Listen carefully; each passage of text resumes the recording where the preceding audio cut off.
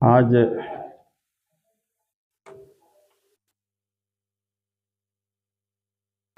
बाबा साहब डॉक्टर अंबेडकर 1956 में 18 मार्च 1956 भी लोग बोलते हैं, लेकिन 18 मार्च 1956 नहीं था, वो 26 मार्च 1956 था।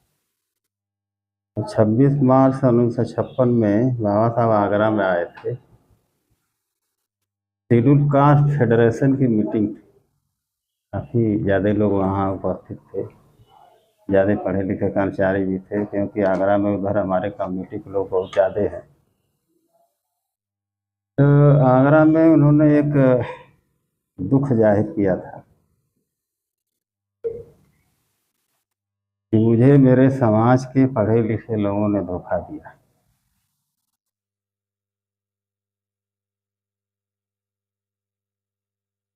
मुझे मेरे समाज के पढ़े लिखे लोगों ने धोखा दिया, जो मैंने उनको तमाम सारे अधिकार दिलाए, शिक्षा में अधिकार दिलाए, रिजर्वेशन के माध्यम से उन्हें सर्विसेज में अधिकार दिलाए। तो आज इसी विषय पर थोड़ा सा टॉपिक है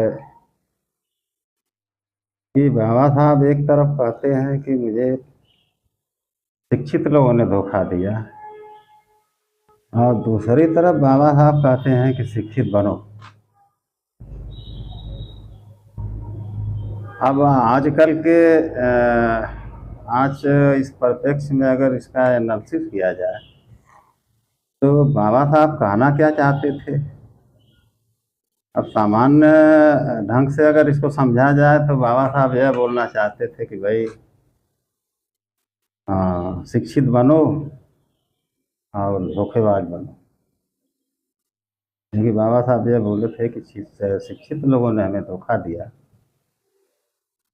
और फिर वो उसके पहले बोलते थे कि शिक्षित बनो।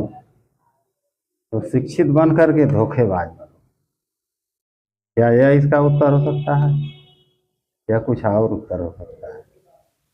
तो इसके संबंध में थोड़ा सा एक छोटा सा एक कैडर है। तो बाबा साहब ने, आप लोगों को पता होगा कि शिक्षा के क्षेत्र में बहुत सारे कार्य किए। चाहे वह ब्रिटिश भारत की गवर्नमेंट रही हो, उसमें भी वो मिनिस्टर थे, चाहे स्वतंत्र भारत की गवर्नमेंट रही हो 1947 के बाद, उसमें भी वो मिनिस्टर थे। तो शिक्षा के क्षेत्रों में तमाम सारे ब्रिटिश भारत के गवर्नमेंट में फर्स्ट इंडिया एक्ट 1935 से लेकर के 32 से नहीं, सॉरी 35 नहीं, 33 से लेकर के और फर्स्ट इंडिया एक्ट 1937 तक, जो ब्रिटिश भारत का संविधान था, उसको बाबा साहब ने खुद उसका वो राइटर थे, उन्होंने खुद को लिखा था। और वो सारे एक्ट जो है, जो शिक्षा के क्षेत्र में है और रिजर्वेशन के माध्यम से है, पॉलिटिकल रिजर्वेशन है, और मिल मजदूरों की जो समस्या है, महिलाओं की जो समस्या है, जैसे महिलाओं के लिए उन्होंने एक बिल लाया था ब्रिटिश काउंसिल में कि महिलाएं, जो हमारी महिलाएं होती थी, वो मिल फैक्ट्रियों में जो काम करती थी, तो उनको सबसे जहाँ प्रदूषित जगह होती थी वहाँ उन्हें, हमारे लोगों को कार्य दिया जाता था, चाहे महिला हो चाहे पुरुष हो। तो वो ज़्यादा दिन तक प्रदूषण में कार्य करने से गंभीर बीमारी हो जाती थी, और बीमार होने के बाद उन्हें कार्य से हटा दिया जाता था। तो फिर बाबा साहब जब लेबर मिनिस्टर बने ब्रिटिश भारत में, तो उन्होंने एक एक्ट लाया था महिलाओं के लिए, महिला के लिए, पुरुष के लिए, दोनों के लिए एक्ट लाया था कि इन्हें प्रदूषित जगहों पर न रख करके एक रोटेशन उन्होंने बिल पास कराया था कि रोटेशन के हिसाब से सारे जो वर्क हैं फैक्ट्रियों में, तो सबको एक रोटेशन के हिसाब से सबको रखा जाए।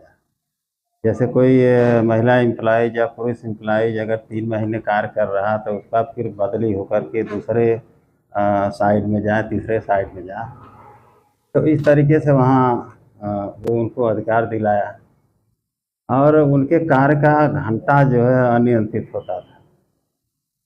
तो उसको बाबा साहब ने उपबंध बना करके उस कार्य को 8 घंटे किया। महिला जो प्रेग्नेंट हो जाती थी, तो प्रेग्नेंट जब होती थी तो उन्हें यह कह करके कार्य से निकाल दिया जाता था कि भाई आप प्रेग्नेंट हैं, आप नो वर्क नो पे। इस दौरान 8-9 महीने जो प्रेगनेंसी का जो पीरियड होता है, तो उस दौरान उन्हें हटा दिया जाता था। बाबा साहब ने उसके लिए भी बिल लाया महिलाओं के लिए, और उसमें उन्होंने व्यवस्था दिया था कि एक महिला सिर्फ अपने बच्चे का जन्म नहीं देती है, बल्कि वह एक राष्ट्र के नागरिक को जन्म देती है। इसलिए राष्ट्र का कर्तव्य है कि प्रेगनेंसी की अवस्था में जो भी खर्च है वो राज्य इसका वहन करे। तो यह बिल मंजूर हुई, और बाद में ब्रिटिश भारत के संविधान में वह सुविधाएं मिलती थी। फिर स्वतंत्र भारत का संविधान जब 1950 में लागू हुआ तो बाबा साहब उसमें भी एक्ट बना करके, तो ये महिला जो एम्प्लॉइज हैं उनको प्रेगनेंसी लीव मिलती है आज भी। तो मैं इसलिए बोल रहा हूँ कि लोग कहते हैं कि बाबा साहब दलितों के नेता हैं। तो बाबा साहब दलितों के नेता कैसे हो सकते हैं? उस जो है प्रेगनेंसी जो कानून है उसका लाभ तो सारी महिलाओं को मिल रहा है, तमाम की महिलाएं ले रही हैं। तो ये सब चीज़ें बताया नहीं जाता, बोला नहीं जाता है, तो उन्हें भी भ्रम रहता है। तो उनको लगता है कि ये सारे अधिकार हमें कहाँ से मिल गए, जानकारी नहीं है, इसलिए वो बोलती रहती हैं। तो इस तरीके से बहुत सारे अधिकार मिले उनको। शिक्षा के क्षेत्र में उन्होंने बहुत सारे अधिकार दिए। और फिर इसके थोड़ा पीछे आप जाएंगे तो महात्मा फुले और उनकी पत्नी सावित्रीबाई फुले ने शिक्षा का शुरुआत किया। महिलाओं के लिए शिक्षा की व्यवस्था हुई, बच्चियों के लिए पढ़ने लिखने की व्यवस्था उन्होंने किया, विद्यालय खोला। और खुद वो पढ़ी लिखी नहीं थी, तो फुले साहब ने अपनी पत्नी को उस विद्यालय में उन्होंने पढ़ाया। पढ़ाने के बाद फिर बॉम्बे में अहमदाबाद है जहाँ ट्रेनिंग होती है टीचरों की, वहाँ से उनको ट्रेनिंग दिलाया, और ट्रेनिंग दिला करके उन्हें भारत की प्रथम महिला शिक्षिका नियुक्त किया। उसके साथ में और एक फातिमा शेख थी जो मुस्लिम कम्युनिटी से आती थी, तो वह भी बड़ी काफ़ी मेहनत किया। तो शिक्षा के क्षेत्र में बहुत सारे, अब उस समय बताइए कि 118 विद्यालय रन कर रहे थे, जबकि आप वो 18वीं शताब्दी में क्या स्थिति रहेगी हमारे लोगों को, किस पोजीशन में इन्होंने इतना विद्यालय रन कराया, उसको ब्रिटिश सरकार से ऐड भी कराया। तो इस तरीके से दोनों पति पत्नी पूरा ज़िंदगी भर शिक्षा के लिए कार्य करते रहे। फिर उसके थोड़ा सा और देखिए तो कोल्हापुर के महाराजा थे छत्रपति साहू महाराज, इन्होंने भी शिक्षा के क्षेत्र में, अब छोटे से जब उनका छोटा सा राज्य था तो पूरा उसका खजाना ही खोल दिया शिक्षा के क्षेत्र के लिए। शिक्षा में इन्होंने बहुत सारे कार्य किए, और उन्होंने देखा कि यहाँ शिक्षा व्यवस्था में शूद्र अतिशूद्र में काफ़ी मतभेद है, छुआछूत की व्यवस्था है। तो उसको उन्होंने अलग अलग हॉस्टल बनवाया, शूद्रों को रहने के लिए अलग हॉस्टल बनवाया, अति शूद्रों के लिए रहने के लिए अलग हॉस्टल बनवाया, और फिर महिलाओं के लिए उन्होंने अलग से हॉस्टल बनवाया, और बहुत सारी कड़ाई के साथ उन्होंने शिक्षा व्यवस्था को लागू किया फिर 26 जुलाई सन 1902 में उन्होंने अपने स्टेट में 70% का आरक्षण की व्यवस्था किया। तो इस तरीके से आप देखें, फिर उसके थोड़ा सा और पीछे जब जाएंगे तो अ, आप शिक्षा के क्षेत्र में कार्य करने वाले एक भारत के, अखंड भारत के शासक थे, सम्राट अशोक। सम्राट अशोक ने भी शिक्षा के क्षेत्र में बहुत सारे कार्य किए। जैसे आज 84,000 स्तूप है, तो 84,000 स्तूप कोई कर्मकांड के क्षेत्र नहीं थे, वो शिक्षा के केंद्र थे। 84,000 स्तूप जो आज उसको नहीं पढ़ा जा रहा है, लोग अध्ययन नहीं कर पा रहे हैं, केवल स्तूप जानते हैं, और स्तूप को जो है वो एक मठ और बुद्धिस्ट से जोड़ देते हैं कि ये मठ रहा होगा या मंदिर रहा होगा। नहीं, तो ऐसी कोई बात नहीं, वो शिक्षा के केंद्र थे। 84,000 स्तूप वो सारे के सारे शिक्षा के केंद्र थे। उसी 84,000 स्तूपों में से नालंदा विश्वविद्यालय बना, वह भी एक स्तूपा था। आपका तक्षशिला विश्वविद्यालय बना, उसी 84,000 स्तूपों से उदंत पीठ विश्वविद्यालय बना, उसी में से विक्रमशिला विश्वविद्यालय बना, उसी में से उताहा विश्वविद्यालय बना जो जम्मू कश्मीर में था।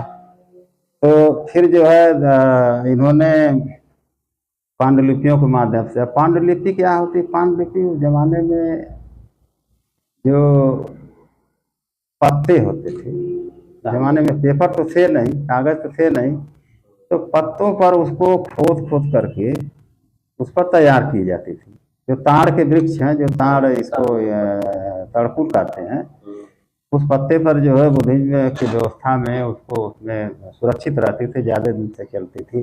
तो उसके माध्यम से उन्होंने शिक्षा की व्यवस्था किया। फिर शिलालेख के माध्यम से, शिलालेखों में इनके जहाँ जहाँ शिलालेख आज मिलते हैं उस पर भी उन्होंने शिक्षा की, अपने अपने अपने राज्य के नागरिकों को उन्होंने शिक्षा की ये सारी व्यवस्थाएं किया था। और फिर सबसे बड़ी बात यह है कि इनके एक पुत्र और एक पुत्री थी, संघमित्रा और महेंद्र, दोनों राजकुमारी थी। इनको उन्होंने बुद्धिज्म की शिक्षा को दूसरे देशों में पहुंचाने के लिए, तो लड़के को उन्होंने श्रीलंका भेजा, और लड़का वहां जा कर के, इनका महेंद्र श्रीलंका में जा कर के बहुत काफ़ी दिन तक रहे। फिर दूसरे दूसरे देशों में गए, संघमित्रा भी तमाम देशों में गई, जापान से लेकर के आज जितने भी उधर बर्मा है, थाईलैंड है, मलेशिया है, ये जो बुद्धिज्म के जो बढ़ावा हुआ है, ये सब सम्राट अशोक की देन थी। सम्राट अशोक ने अगर शिक्षा के क्षेत्रों में कार्य नहीं किया होता तो आज हमें ये दिखाई नहीं देती। फिर उसके आप थोड़ा सा और पीछे जाइए तो एक ऐसे व्यक्ति हुए भारत में कि एक ऐसे आदमी हुए कि उनके बराबरी का आज विश्व जो है कोई आदमी पैदा नहीं कर पाया। वो कौन थे? वो तथागत बुद्धा थे। तथागत बुद्धा ऐसे व्यक्ति थे कि शुरू से लेकर के और अंत तक, जिस दिन उनकी मृत्यु होने वाली, शरीर त्यागने वाले थे, उस दिन उन्होंने एक सुमेध नाम के व्यक्ति को शिक्षित करके ही अपने शरीर को त्यागा। तो शिक्षा के क्षेत्र में लॉर्ड बुद्धा ने भी काम किया। बड़े बड़े राजा महाराजा इनके समर्थक होते, सपोर्टर होते थे। उनके माध्यम से इन्होंने शिक्षा व्यवस्था को उन्होंने उनके कहने पर शिक्षा व्यवस्था को आगे बढ़ाने में तमाम सारे राजाओं का हाथ था, राजा महाराजा का हाथ था। तो ये सब सारी जो शिक्षा है, इतने सारे हमारे महापुरुषों ने शिक्षा के क्षेत्र में काम किया। तो हम ये देख रहे थे कि बाबा साहब ने ऐसा क्यों कहा होगा। बाबा साहब तो एक तरफ शिक्षा पर जोर देते हैं, शिक्षित बनो, और आगरा की मीटिंग में बाबा साहब बोलते हैं कि शिक्षित लोगों ने हमें धोखा दिया। तो आखिर बाबा साहब ऐसा क्यों बोल रहे थे? अब बाबा साहब की बात अगर मानी जाए सामान्य तरीके से, तो इसका मतलब ये हुआ कि शिक्षित बन करके धोखेबाजी करना है। बिल्कुल, लेकिन ऐसा तो हो नहीं सकता है। शिक्षा की बात भाई ऐसा तो होना नहीं चाहिए। हाँ, एक चीज ये सामने आई है, अध्ययनों से आई है सामने, कि बाबा साहब यह बात इसलिए बोले होंगे कि जो शिक्षित लोग हैं उनका जो कार्य है उन्होंने नहीं किया। जो बाबा साहब की अपेक्षा थी कि इनको ये करना चाहिए था वो उन्होंने नहीं किया, तो उसके लिए उन्होंने बोला होगा कि शिक्षित लोगों ने हमें धोखा दिया।